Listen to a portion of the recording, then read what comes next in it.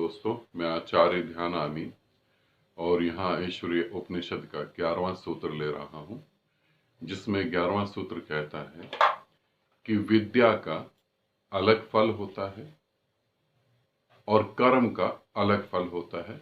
ऐसा ज्ञानी पुरुषों ने हमारे सामने उसकी व्याख्या करी है, उसे बताया है। ऐसा हमने ज्ञानी पुरुषों से सुना है।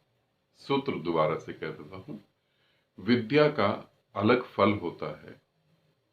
विद्या मतलब ज्ञान का अलग फल होता है, कर्म का अलग फल होता है।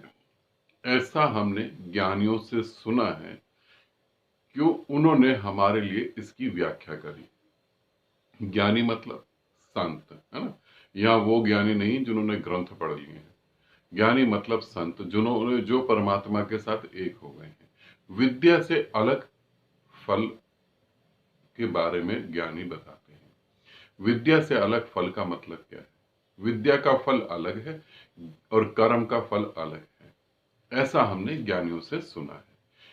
अब यहां भी जो है समस्या है। ऐसा हमने ज्ञानियों से सुना है, सुनने से कुछ नहीं होता। क्यों कोई संत ये कह रहा है आपको, हमको, कि विद्या का फल अलग है, कर्म का फल अलग है, और जो विद्या के फल को अलग जानता है और कर्म के फल को अलग जानता है, वो मुक्ति को प्राप्त नहीं हो सकता। ये सूत्र तो कहता है वो मुक्ति को प्राप्त हो जाता है, मगर मैं ये कह रहा हूं वो मुक्ति को प्राप्त नहीं होता। क्योंकि इस पूरे सूत्र को समझेंगे तो यहां ये भी कहा गया कि ऐसा ज्ञानी पुरुषों ने, ऐसा संतों ने हमें कहा है और हमने सुना है। संत जो कहता है वो तुम ठीक ठीक सुनो तभी तो कुछ घटेगा। हम सुनते तो है ही नहीं, हम सुनते तो नहीं। ज्ञान फल, विद्या का फल अलग है। इसे समझें क्यों अलग है। हम सबको पता है कि जीवन सुख में जीना चाहिए। हम सबको पता है कि प्रेम जो है हमें अनकंडीशनल करना चाहिए। प्रेम जो है, प्रेम में हमें बंधन नहीं बनाने चाहिए। हम सबको पता है अहंकार प्रेम को मार देता है। हम सबको पता है कि तेरा मेरा कुछ भी नहीं है, एक दिन मौत आएगी, सब मिट जाएगा।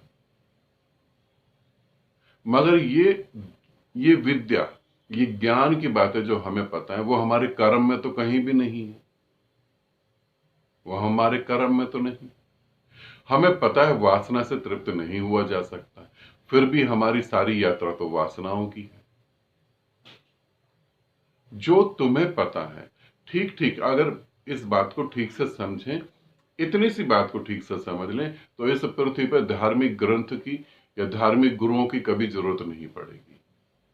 जितना तुम्हें जीवन जीने के लिए ज्ञान चाहिए, उतना परमात्मा तुम्हें दे के ही भेजता है। अपना जीवन जितना तुम्हें चाहिए, कि अपना जीवन जितना तुम सुख में बना सको, उतना तुम्हें ज्ञान वो देकर ही भेजता है। बिना ज्ञान के वो किसी को नहीं भेजता। समस्या जब खड़ी होती है जब हम अपने ज्ञान से अपने जीवन को तो नहीं जी पाते, मगर अपना ज्ञान दूसरों पर थोपते हैं, तब समस्या पैदा होती है। तो तुम्हारे जीने के लिए पर्याप्त है तुम्हारे पास वो ज्ञान, मगर वो ज्ञान जो है तुम उसका यूज अपने लिए नहीं करते, दूसरों को समझाने के लिए करते हो। तो फिर तुम्हारे कर्म अलग हो जाते हैं, तुम्हारा ज्ञान अलग हो जाता है। ऐसा व्यक्ति भी अंततः दुख को ही भोगता है। वो इससे पार नहीं जा सकता। इसे समझ लेना। वो व्यक्ति अंततः दुख को ही भोगता है, क्योंकि उसके कर्म फल अलग हैं और उसके ज्ञान फल अलग है। दोनों फल अलग अलग है। ठीक है।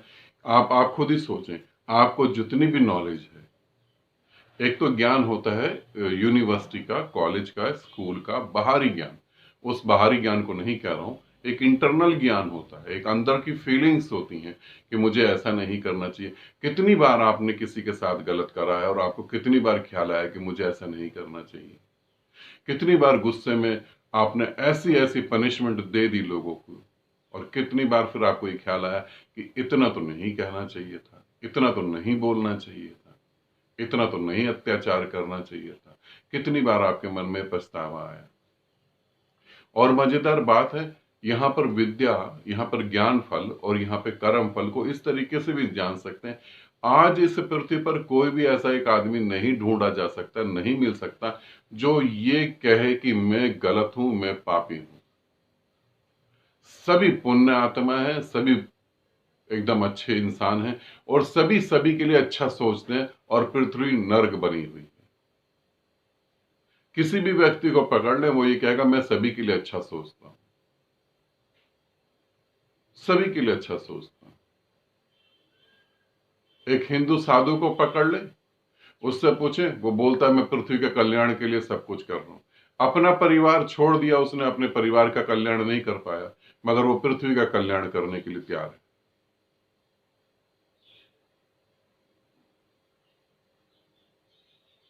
किसी को पकड़ ले, मैं पृथ्वी से दुख को मिटाने के लिए काम कर रहा हूं, अपना परिवार चाहे खुद दुख में डूबा हो। तो विद्या, ज्ञान फल अलग और कर्म फल अलग। फिर तुम जो कर्म करते हो वो बिल्कुल अलग है, तुम्हारे ज्ञान से मैच नहीं करते। जो तुम्हारी नॉलेज है, जो तुम दूसरों को समझा रहे हो, दूसरों को बता रहे हो, उससे तुम्हारा जो जीवन है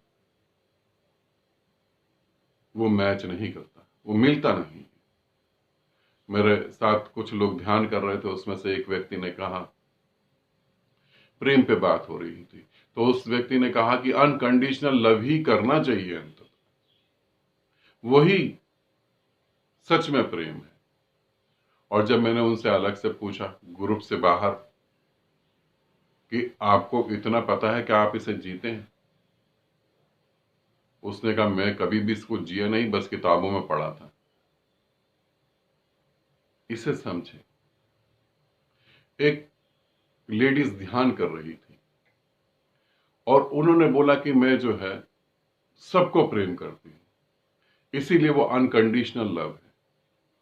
मैं खुदा को भी प्रेम करती हूं, मैं सबको प्रेम करती हूं, ये अनकंडीशनल लव है। और प्रेम में मेरी कोई डिमांड नहीं है। और वो किस तरीके से 4-5 लोगों को इमोशनल करके उनसे उनका पैसा, प्रॉपर्टी कैसे हथियाया जाए, वही सारा कुछ उसके दिमाग में चलता रहता था।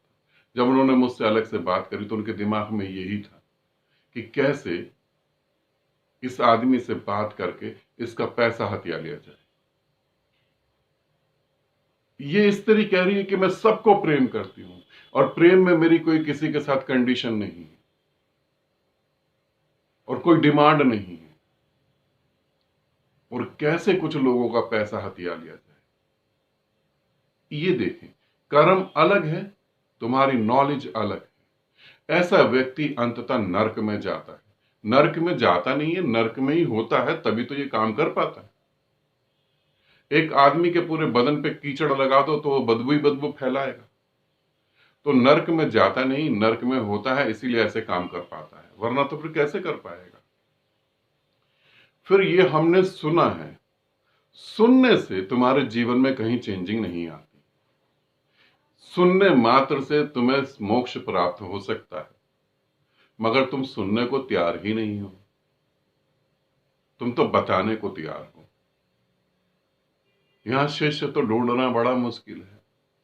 लोग कहते हैं कि हम सदगुरु को ढूंढ रहे हैं, लोग कहते हैं हम जीवित गुरु को ढूंढ रहे हैं। मुझे तो ये समझ ही नहीं आता। ये तो पूरी की पूरी बात ही उल्टी है, पृथ्वी पूरी उल्टी हो गई एकदम। लोग गुरु को ढूंढते हैं और जो गुरु को ढूंढ रहे होते हैं, जब उनसे बात करो तो हकीकत में वो खुद ही गुरु बने होते हैं। हमको एक अच्छा गुरु, हमको एक सच्चा गुरु क्यों नहीं मिल पाता? क्योंकि हम शिष्य नहीं है, हम गुरु हैं। इसीलिए हमें गुरु नहीं मिल पाता।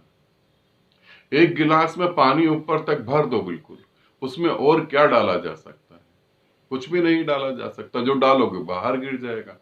इसी तरीके से शिष्य तो वैसे भी बड़ा मुश्किल है यहाँ मिलना।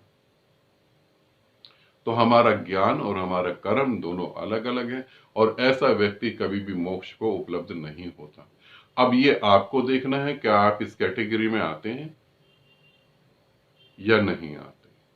सूत्र जो कहता है वो मैंने आपको बताया। जो मेरी अनुभव है, जो मेरी अनुभूति है, उसी को मैं व्यक्त कर रहा हूं उस सूत्र के माध्यम से। आगे का सूत्र बहुत अच्छा है, उसे भी हम सुनेंगे और समझेंगे और हमें पता लगेगा कि हकीकत में हमें कहाँ हैं हम और कहाँ हमें पहुंचना है। आनंदित रहें, सदा खुश रहें। बहुत बहुत प्रेम आप सभी को।